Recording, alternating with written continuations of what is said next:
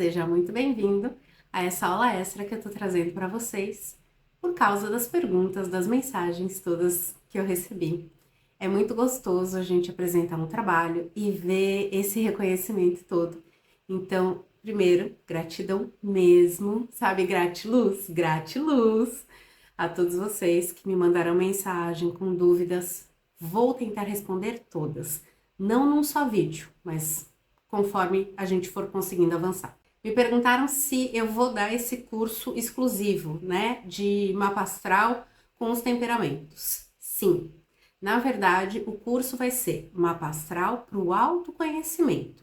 Ele envolve os temperamentos e também um conhecimento profundo sobre os planetas pessoais. Porque eu entendo que para você se conhecer bem, o mapa astral é um excelente GPS. Ele vai estar ali dando as informações todas que a gente precisa. Então, sim, já estou preparando esse curso. Se você está gostando dessas aulas, por favor, siga o canal, me segue no Instagram e pode ir mandando as perguntas, porque quanto mais perguntas eu tiver, mais rico vai ser o curso. E agora a gente relembra algumas coisas para introduzir um pouco mais de conhecimento sobre esse assunto, ok? Então vamos recordar, a lua nova é uma lua melancólica, ela traz essa energia introspectiva fechada.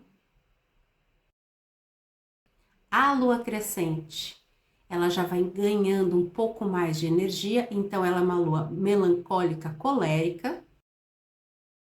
A lua quarto crescente é uma lua colérica. Crescente gibosa, ela tá bem perto da lua cheia, então ela é uma lua colérica sanguínea. A lua cheia é uma lua sanguínea, toda energizada. A lua minguante gibosa é uma lua sanguínea fleumática.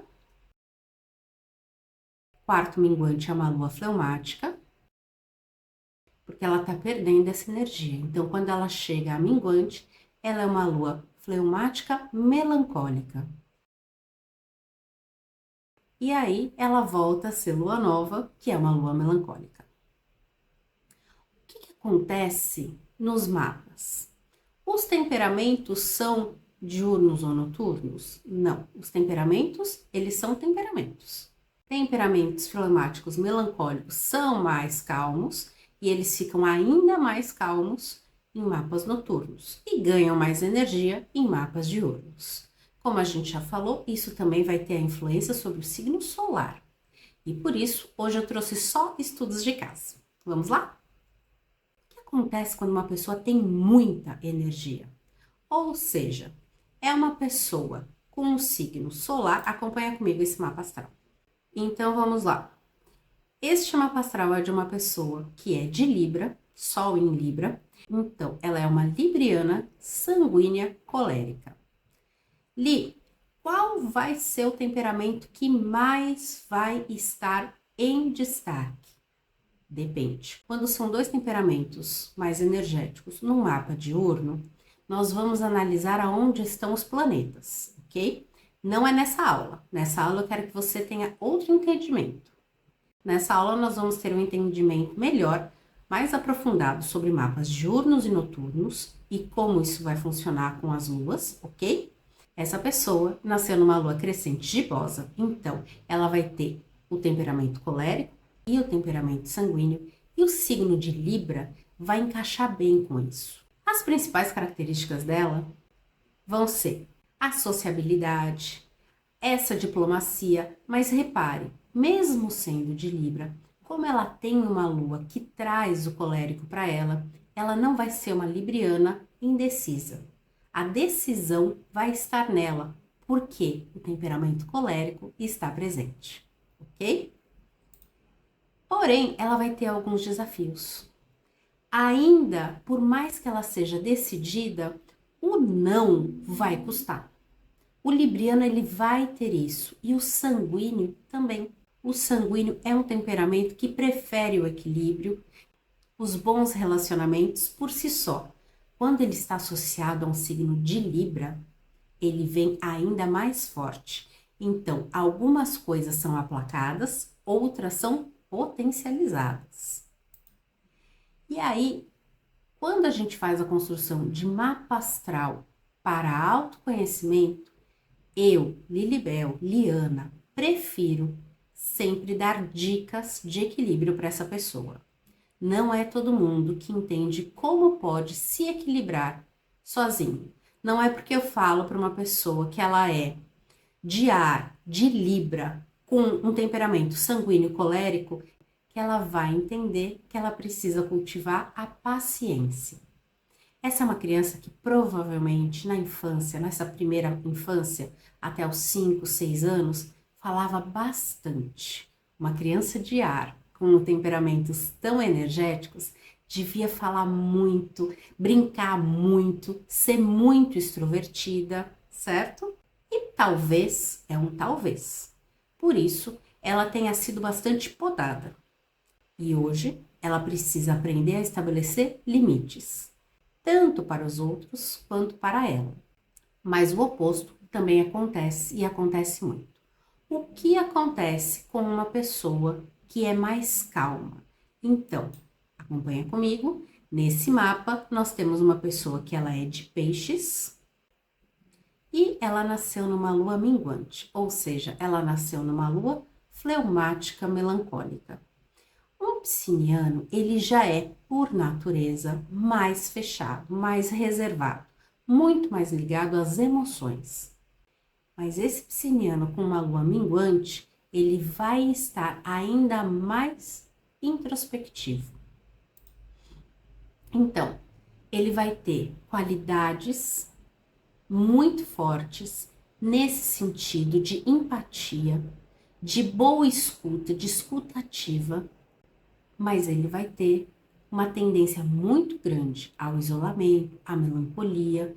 Eu não gosto de dizer a depressão, porque a depressão vem com aquele estigma de doença, mas de esse isolamento parecer preocupante, sim.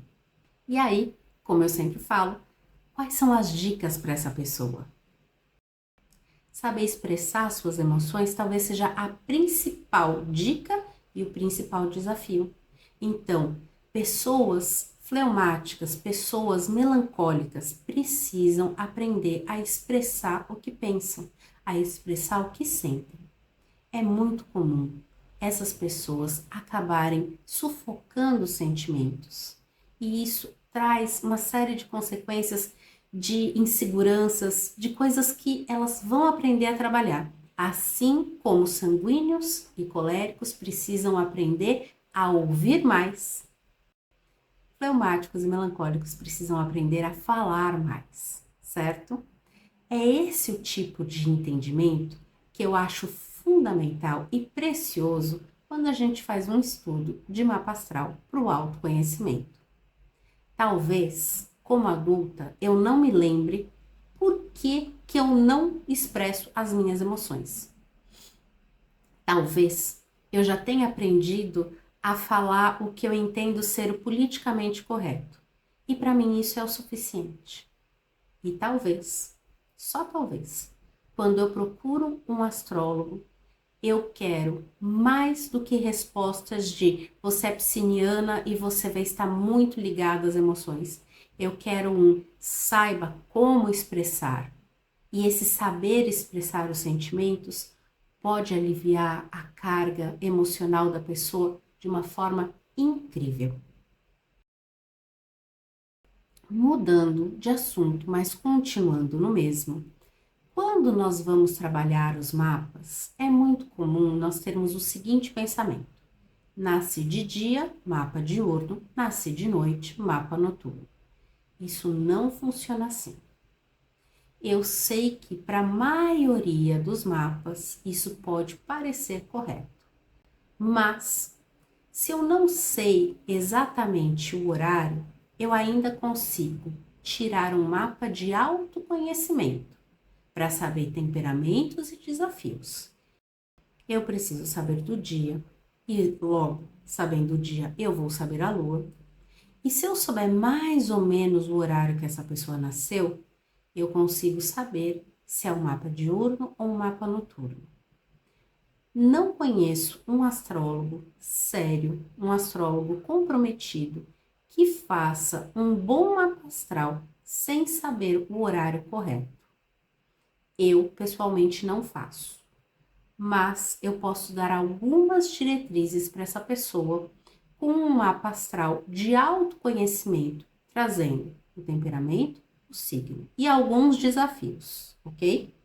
Não vou poder falar quais são os planetas e em que casa, mas saberei se essa pessoa vai ser mais calma ou mais energética. Eu espero que isso tenha ficado claro. Se não ficou, aqui embaixo na descrição desse vídeo tem a primeira aula que a gente fala mais sobre essas características. Se você ainda não assistiu, assista. Também tem uma aula sobre SECT, sobre mapas diurnos e noturnos. São aulas curtinhas. Eu entendo que hoje a informação está curta, então eu tento fazer aulas curtas com um bom apelo gráfico para que a gente possa pegar as imagens e guardar isso, guardar as informações. Tenha isso em mente. Mapas diurnos e noturnos e os temperamentos. No mais, sabemos que o mito é pessoas que nasceram de dia têm mapas diurnos, pessoas que nasceram de noite têm mapa noturno. Vamos quebrar esse mito? Vamos lá. Acompanha comigo. Eu tenho esse primeiro mapa. É o mapa de uma pessoa que nasceu às 7h10 da noite. Portanto, este mapa é diurno. Olha comigo ali na linha que vai do ascendente ao descendente. O Sol não está acima, então ele é um mapa diurno. Se essa pessoa tivesse nascido às 7h30, 19h30, ela seria uma pessoa com mapa noturno, mas não é o caso dela. Os mapas que eu tô trazendo na aula de hoje são das pessoas que compraram a jornada da Eremita e ganharam esse mapa, então eles estão bem frescos agora para mim. Sei que existe esse mesmo ponto em mapas de outros países e mesmo no Brasil, em outros estados. Contudo, esses mapas são portugueses porque eles estão bem fresquinhos, ok? Mas nota comigo, a pessoa nasceu às 7h10, mapa diurno. Pessoa nasceu às 7h30, mapa noturno. Então, eu consigo sim fazer algum estudo para pessoas que não sabem o exato horário que elas nasceram, mas eu não consigo definir se esse mapa é diurno ou noturno, dependendo da faixa. Esta faixa de 5h30 até 8h da noite é uma faixa complicada. Talvez, se eu souber mais ou menos o horário e quiser fazer uma pesquisa, se tinha horário de verão ou de inverno, e talvez fazer mapas. Vou dar uma dica. Você tem um cliente que te pediu um mapa e ele não sabe o horário. Mas ele tem alguém que falou para ele que ele nasceu mais ou menos 6h30 da tarde. Ok. Vá, coloque 6h30 da tarde, coloque 7, coloque 6. Veja se nessa faixa ele vai ter essa variação de mapa diurno ou noturno. Se ele não tiver, você pode falar para ele, o seu mapa provavelmente é diurno ou noturno. Se ele tiver, não fale. Meu conselho pessoal, não entre nesse assunto. Fale para ele, não é possível identificar se o seu mapa é diurno ou noturno pelo seu horário impreciso de nascimento. O que eu posso te dizer é que a sua lua vai te dar um temperamento assim, assim, assim. Esse temperamento, se for no mapa diurno, vai ter tais características, no mapa noturno vai ter tais características. E aí a pessoa, se conhecendo, talvez consiga imaginar. Não dê garantias. Eu sei que existem astrólogos que têm estudos e eles até falam muitas informações. Eu não tenho esse estudo. Conheço astrólogos védicos que falam isso pela palma da mão. Nem sei se isso é considerado ou não quiromancia, porque eles estão vendo dados de nascimento na palma da mão ou em outras partes. Então, são estudos que eu não tenho. Mas voltando ao nosso estudo. Essa pessoa nasceu às 7h10, ela tem um mapa diurno e ela tem uma lua minguante gibosa. O que isso me diz? Que ela tem uma lua sanguínea fleumática. Quando eu tenho essas luas que têm 2 temperamentos, qual é a maior probabilidade? Temperamentos que são mais enérgicos se beneficiam em mapas diurnos, certo? Por isso eu posso dizer que o temperamento sanguíneo deve ser mais forte, mais brilhante nesse mapa. Seria interessante analisar os planetas para saber se nenhum planeta tem aí uma retrogradação ou alguma coisa que vá trazer esse mapa mais para o fleumático. Contudo, nós podemos perceber que pessoas que têm luas com 2 temperamentos acabam tendo um benefício maior quando o mapa é diurno ou noturno. Essa pisciana fleumática sanguínea, ela vai ser menos introspectiva do que a pisciana que era melancólico fleumático. Eu acredito que isso fique bem evidente porque uma pessoa que tem uma lua sanguínea vai falar mais. Uma pessoa que tem a lua sanguínea vai ser mais comunicativa. Uma pessoa com um mapa diurno que tem uma lua sanguínea vai ser mais ainda. E vai ter as mesmas dificuldades. Vai ser sensível? Sim. Todo pisciniano é sensível? Não necessariamente. Piscinianos coléricos são menos sensíveis do que piscinianos fleumáticos, piscinianos melancólicos. Contudo, um pisciniano que é sanguíneo fleumático, ele vai ser sensível. E é por isso que uma dica essencial para um pisciniano fleumático sanguíneo é desenvolva a autoconfiança. Um pisciniano que é colérico vai ser um pisciniano mais confiante. Um pisciniano que é sanguíneo fleumático, por mais que ele seja sanguíneo, por mais que ele fale mais, ele ainda vai ter essa energia fleumática que vai trazer para ele pouca autoconfiança. É uma coisa que ele vai trabalhar a vida toda. Outro caso, também aqui de Portugal, a pessoa nasceu às 6 horas da tarde. Eu falo 6 horas da tarde, mas esse é um mapa noturno. Se ela tivesse nascido às 5h45, seria um mapa diurno? Sim, mas ela não nasceu. E se ela tivesse nascido às 6h10, eu veria com mais clareza que esse mapa é noturno. Contudo, não faz a menor diferença. Estando bem na marquinha ou estando no fundo do céu noturno, eu tenho uma pessoa que vai ter os planetas mais beneficiados com essa energia. Não são todos os astrólogos que entendem ou levam em consideração se o mapa é diurno ou noturno, se o sect é diurno ou noturno. Isso porque, como eu já falei na aula anterior, a astrologia não é uma ciência exata. Cada um vai ter os seus entendimentos. Eu, particularmente, gosto de usar a astrologia, o tarô, para o autoconhecimento. E quando a gente usa essas ferramentas para o autoconhecimento, essas informações elas são extremamente relevantes. Porque apesar de eu não acreditar que um planeta que está em exílio vai me prejudicar, eu vou estar apta a saber os desafios que aquele planeta em exílio, que aquele planeta em retrogradação vai me trazer.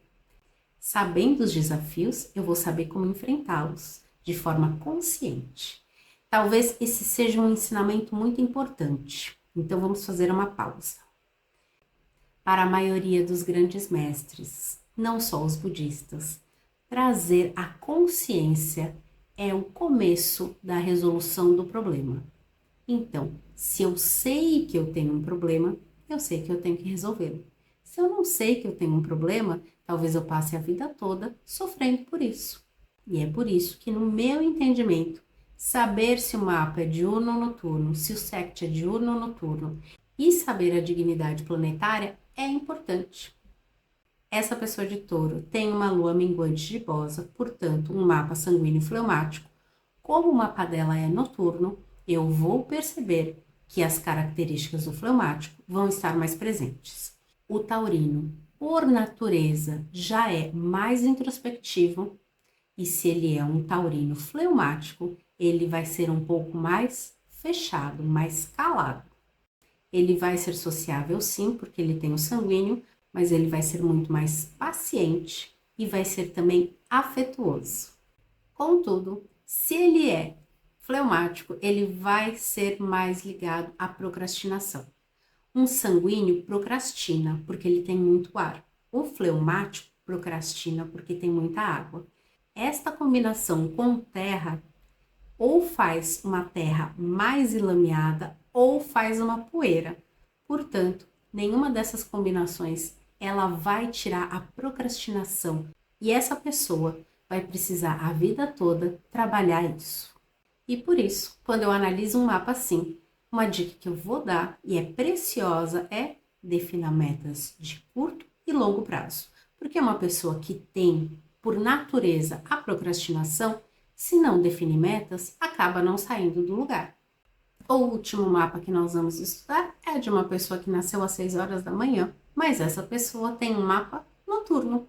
Apesar de ser 6 horas da manhã, ainda estava céu noturno. E por isso eu sei que essa pessoa vai ter um temperamento mais ligado ao lado introspectivo, calmo e fechado.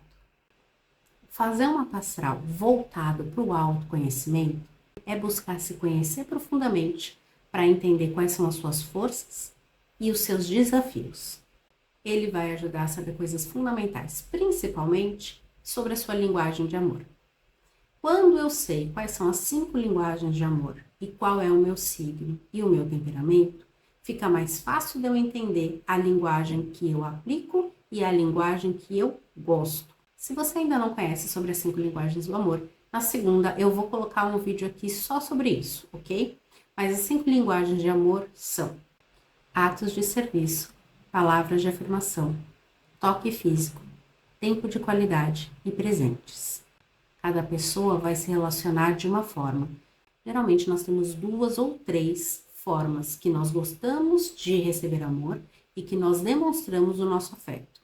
Quando a gente faz um mapa astral de autoconhecimento e quando a gente se conhece um pouco, nós conseguimos definir quais são as nossas linguagens de amor e isso faz com que nós tenhamos relacionamentos mais profundos. Uma pessoa pode ser excelente em palavras de afeto e toque físico, mas não entender atos de serviço como uma linguagem de amor. Então, eu vou estar falando que eu amo, vou estar dando pequenos presentes, vou estar o tempo todo fazendo carinho. E quando a pessoa faz um jantar para mim, eu entendo que ela não fez mais do que a obrigação. Só que isso, para quem tem atos de serviço como linguagem principal de amor, acaba sendo frustrante. Você dedicou o seu tempo para fazer uma coisa especial para aquela pessoa e ela não ligou. Então, quando eu me conheço, quando eu conheço meu temperamento e quando eu conheço as minhas linguagens de amor, eu tenho relacionamentos mais profundos, mais harmoniosos, mais reais. Quando eu faço uma mapa astral kármico, eu quero saber quais são os desafios que eu tenho nessa vida, imaginando uma reencarnação passada e futura, certo? Esse não é o meu tema. Não é que eu não goste nem que eu não estude. Eu gosto e eu estudo, mas esse eu não ensino, porque eu acredito que nesse tema eu ainda estou engatinhando. Mas se você quer entender um pouco melhor qual é a importância real de saber aonde estão os seus planetas pessoais e se conhecer bem, sabe essas previsões que a gente dá toda semana falando qual está sendo o trânsito dos planetas no céu? Se você não sabe onde está Marte no seu mapa astral, isso não vai te valer de nada. Se Marte estiver na sua casa 2, que é a casa das finanças, é uma realidade. Se ele estiver na casa 3, que é a casa de comunicações, é outra. E saber onde os planetas estão e sob que signo vai ser fundamental para você saber como você é, que é o seu Sol, como você sente, que é a sua Lua, como você se comunica, que é o seu Mercúrio, qual é a sua motivação, que é o seu Marte, e como você se relaciona, que é a sua Vênus. E aí, quando você quiser fazer um mapa de revolução solar, que é um momento baseado quando o Sol vai passar de novo no mesmo ponto que ele estava quando você nasceu, você vai saber o que o próximo ciclo reserva para você. Nem todo ciclo vai ser igual. Alguns ciclos são mais desafiadores para o crescimento pessoal, outros mais desafiadores para o crescimento profissional. Se conhecer é o primeiro passo. Conhecer os seus futuros desafios é o segundo. Eu espero que você tenha gostado dessa aula. Eu quis fazer uma aula um pouco mais curta, mas tem muita coisa ainda para a gente conversar. Continue mandando suas dúvidas, seja por e-mail, seja nos comentários, seja no WhatsApp. Vai ser um prazer fazer várias aulas sobre esse tema e eu agradeço a sua presença.